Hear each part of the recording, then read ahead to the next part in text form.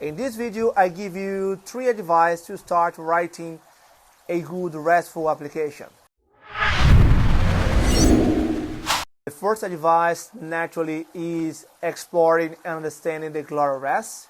Hopefully you have heard. If not, go read and check out more about it.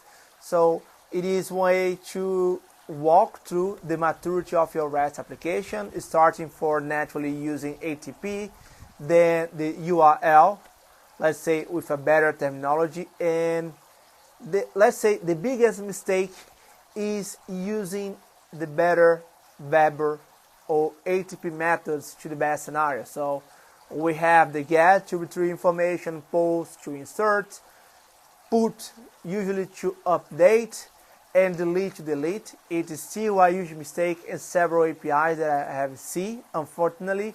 There is one green area or gray area where you are not exploring yet, a case where we have complex queries. So imagine that I have a filter inside my marketplace and I have multiple fields, or I don't want to expose those information inside my URL. So luckily, since last year, we have the search method where you can explore more and more and more. And also, you can enhance our API until hey to us using hypermedia. But my recommendation is, if you go until the level 2, it is good enough. So if you can walk through the global REST, it's amazing. But if you can do the basic until level 2, trust me, you're going above the average. My second advice is exploring version. I know we always forget about this kind of detail. We just remember when we need it. My advice for you is, starting as culture inside your organization, put version inside your API.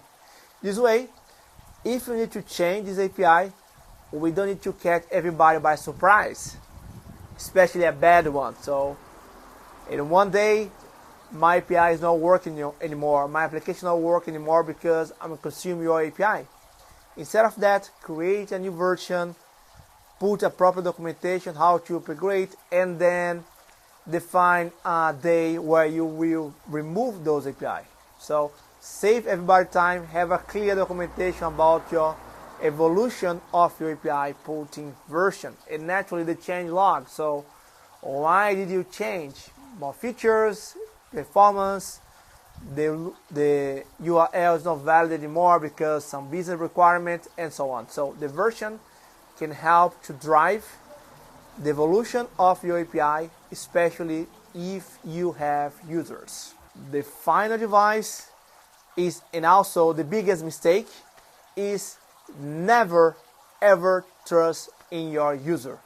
Every time that I do have a request, verify who is doing that. For example, if only admin user should have access to everybody else's passwords, double check that and check who is doing that request, the credentials or the root of this user.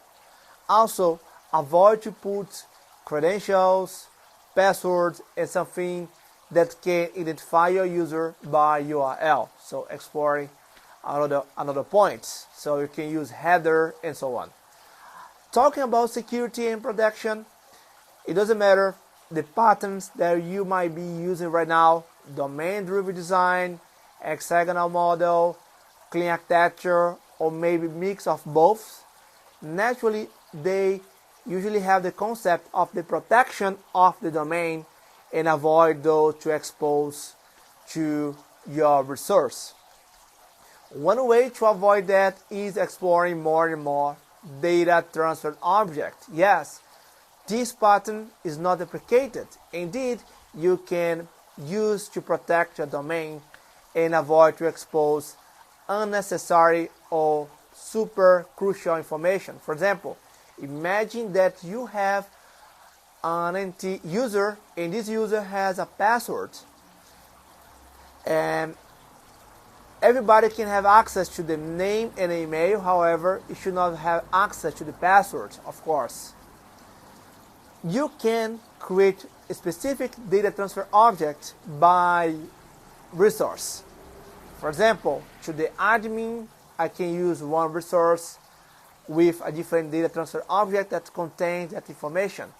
To the regular user, I can hide the password information and so on.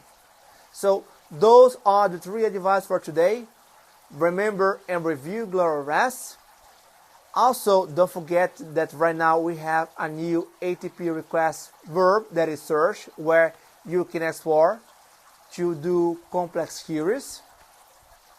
Then remember to use security inside your API and versioning that we always forget, like I did right now. So if you want to enhance your career as software engineer and architect, subscribe in my channel. Furthermore, please let me know your thoughts. So what do you think about exploring this new search verb? Are you using right now inside your application? This search is amazing.